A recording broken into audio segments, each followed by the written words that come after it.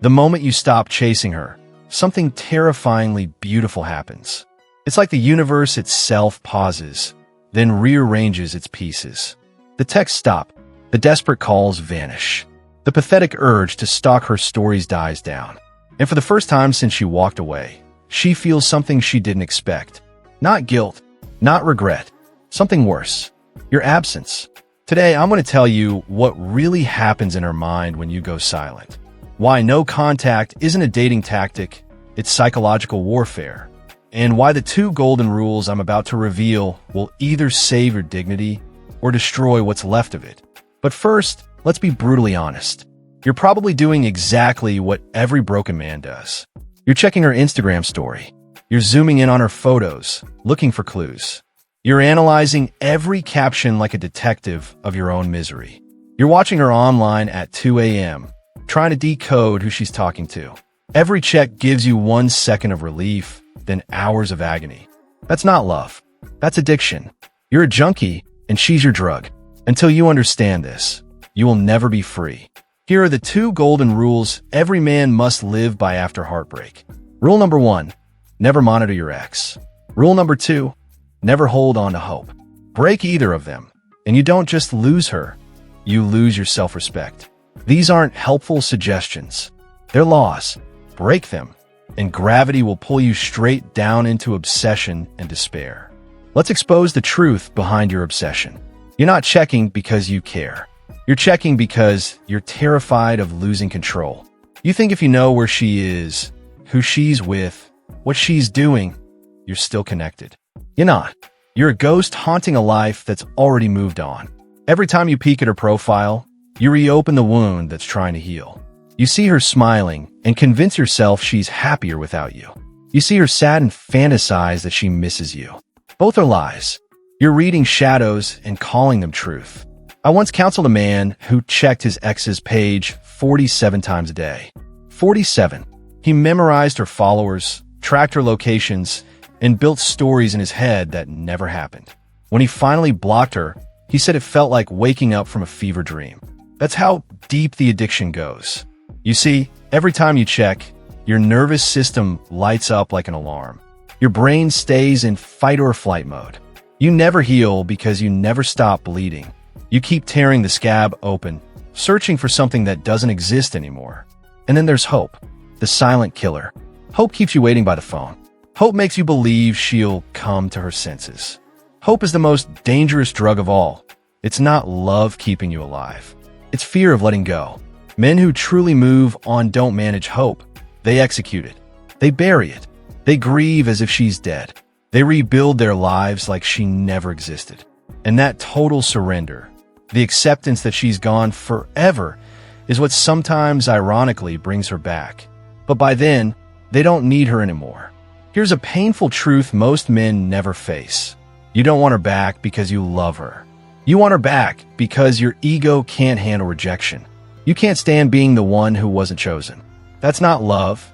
It's narcissism disguised as longing. You don't miss her. You miss who you were when she wanted you. And here's where it gets interesting. When you finally stop chasing, when you go silent, she feels relief first. Freedom. No more guilt. No more emotional babysitting. No more pressure to respond. But as days turn to weeks, silence changes shape. It grows heavy. It echoes. Suddenly, she starts to wonder, why did you stop? Did you finally move on? Did you meet someone better? Or did you finally wake up? That's when curiosity becomes anxiety. And that's when the shift begins. You see, silence is not weakness. It's power. The man who controls his silence controls everything. The day you stop chasing her isn't quiet. It's seismic. It's the sound of your world cracking open and hers beginning to tremble. Because for the first time, the script flips. You're no longer the desperate one waiting by the phone. You're not refreshing her stories like a starving man waiting for scraps. You've gone dark, completely. And now, something starts to happen in her mind that she never expected. At first, she feels relief. The pressure lifts. She's free. No more emotional responsibility. No more guilt. No more unread messages haunting her notifications. For a while, your silence feels like peace. But silence has a weight, and over time, that weight becomes unbearable. When the noise of your attention fades, she starts hearing the echo of your absence. It's subtle at first. A random memory. A flash of curiosity. Why did he stop? Did he find someone else? Is he really over me? And that's when it shifts from comfort to confusion, from control to doubt. The next stage is what I call ego bruising. The realization that maybe you're actually done. You're not checking her profile, not texting, not begging for closure. Suddenly, she has to face a question her pride can't handle. Was I that easy to get over? See, she built her narrative around your weakness, believing you'd always chase, always wait, always be the safety net. But your silence destroys that illusion. It suggests maybe she wasn't as special as she thought. Maybe you're not as broken as she hoped. And nothing stings a woman's ego like realizing the man she dismissed stopped orbiting her world. But let's get something clear. None of this works if you're doing it for her. Going silent as a tactic is still chasing. It's emotional theater, and she'll sense it instantly. Women are evolutionary lie detectors. They can smell fake detachment the way a shark smells blood. Real silence doesn't come from strategy. It comes from decision. You decide she's gone. You decide you deserve peace. You decide your dignity is worth more than attention. And when that decision becomes truth, your entire energy shifts. You stop vibrating at the frequency of need and start resonating with calm power. That's when silence turns from emptiness into strength. Let's talk about emotional addiction, because that's what you're really fighting. Your brain got hooked on her scent, her voice, her validation. When she left, you didn't lose love, you went into withdrawal. And just like any addict, you crave another hit. One more text, one more sign, one more illusion. But here's the brutal reality. Recovery doesn't happen halfway. You can't wean off someone. You can't stay friends. You can't check her story and pretend it doesn't matter. Every peak is a microdose of misery. A dopamine hit followed by a crash of cortisol. You're keeping yourself sick just enough to never get better. Now, let's expose the deeper betrayal. Wanting someone who doesn't want you. Every second you spend pining for her, you abandon yourself. You're saying, my worth depends on her choice. You're begging for crumbs when you deserve the feast. A man with self-respect has one response to rejection. Okay. No anger. No pleading. Just acknowledgement and pivot. Because you can't move forward while staring backward. You can't find that. And when you finally let go, when you truly move on, she feels something she never expected. Irrelevance. The opposite of love isn't hate, it's indifference. When her name no longer stirs your blood, when her life becomes as uninteresting to you as a stranger's, you win. Not her back, but yourself. Let's be honest, this process isn't quick. It's not a 30-day detox. Healing takes time. The neural pathways that tied you to her were built over months, maybe years. It takes time to fade. You're not rewiring your heart. You're rewiring your brain. This is biology, not motivation. And here's the paradox that drives men insane. When you finally stop caring, she often comes back. The "Hey, how are you?" text hits your phone like a ghost from another life. The same message that once would have set your heart on fire, now feels like a test you've already passed. Because you've changed. See, neediness repels. Detachment attracts. When you needed her, she ran. When you don't, she wonders why. But beware, the final trap. If you haven't done the real work, if your silence was just a disguise for longing, she'll pull you right back into the same loop. Same pain, same patterns, same ending, only worse. I've seen men resurrect the same dead relationship 10 times, each time shorter, each time more painful. So what really happens in her mind during your silence? At first, nothing. Then questions. Then doubt. And finally, the haunting realization that the story she told herself about you is over. You're no longer a chapter in her book. She's a footnote in yours. When the story she told herself about you starts to crack, everything changes. The narrative she clung to, that you're weak, needy, and always available, begins to collapse under the weight of your silence. For the first time, doubt creeps in. Maybe I misjudged him. Maybe he wasn't who I thought. Maybe I lost something valuable. But don't get it twisted. This isn't love returning. It's ego recalibrating. When she finally sends that, "Hey," text, it's not romance. It's reconnaissance. She's not missing you. She's checking if you still miss her. It's an ego temperature check. Am I still wanted? Is my backup plan still alive? And when you respond instantly with enthusiasm, she exhales in relief. Mission accomplished. Ego fed. Then she disappears again, leaving you empty, confused, and right back where you started. So what's the antidote? Delayed indifference. If you respond at all, it's days later. Calm, brief, emotionless. Doing great. Hope you're well. No questions. No emojis. No bait for more conversation. That's not cruelty. It's control. That's not a game. It's boundaries. You're not punishing her. You're protecting yourself. Now let's destroy one of the biggest lies you've ever believed, the myth of closure. You think one last conversation will bring peace. One more explanation will finally make it make sense. It won't, because closure is not something you get. It's something you decide. It's the decision that it's over, even without understanding why. The decision to stop seeking meaning from someone who already chose to leave. Every time you chase closure, what you're really chasing is hope. You want her to say something that reopens the door or helps you accept it's shut. But she can't give you either. The door's been closed since the day she walked away. The only way out is to stop knocking.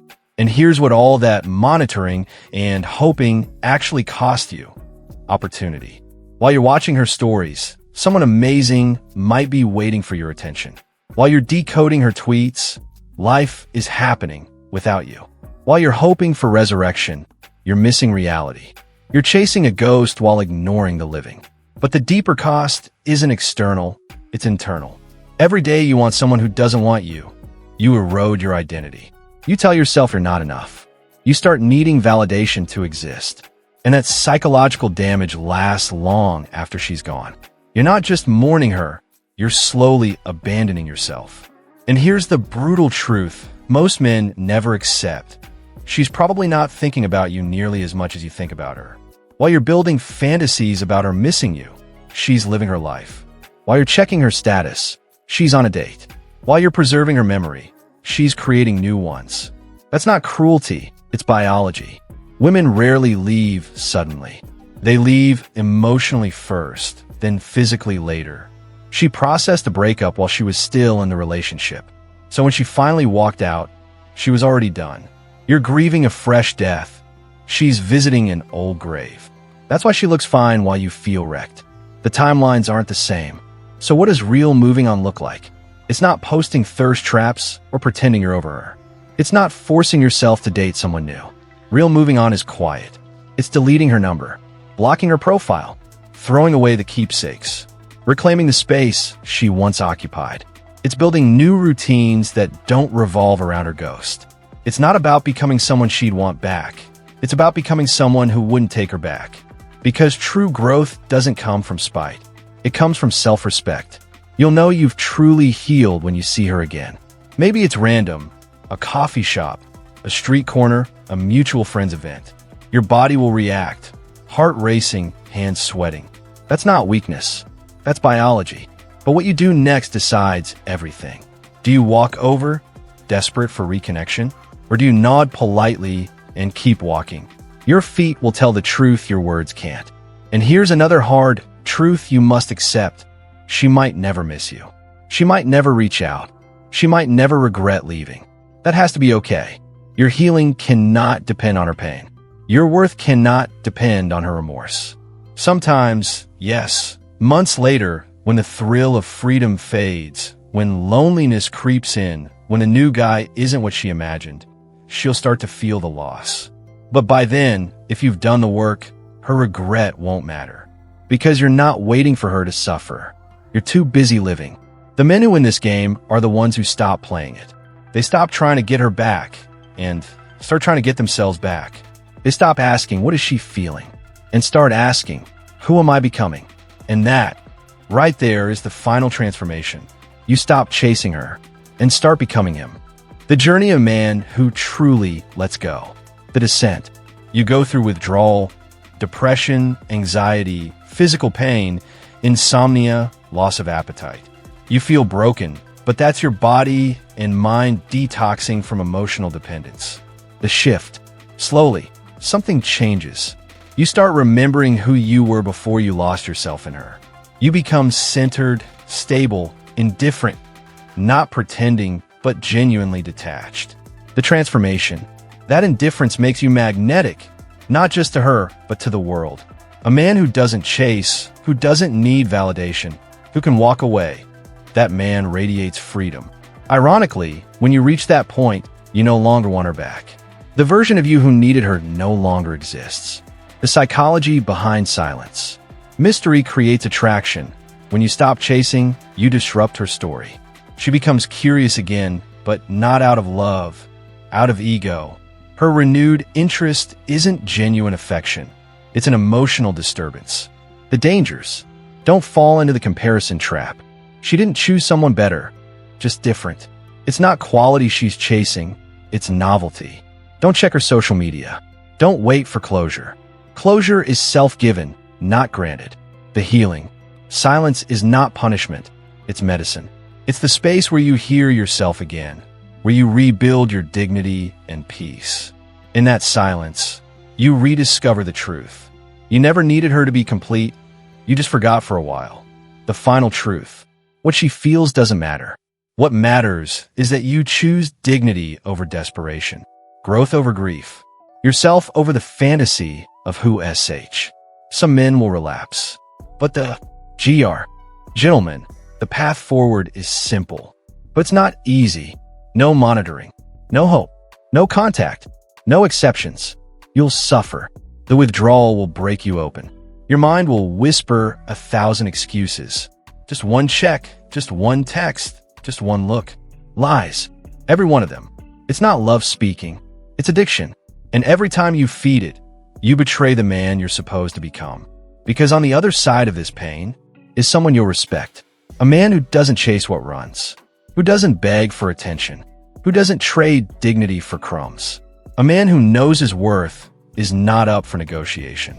He's waiting for you on the other side of your weakness. Kill the hope. Cut the contact and the monitoring. Not to get her back, not to prove a point, but because you finally understand this truth. You deserve better than wanting someone who doesn't want you.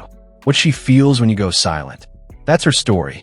What you become when you stop caring what she feels. That's yours.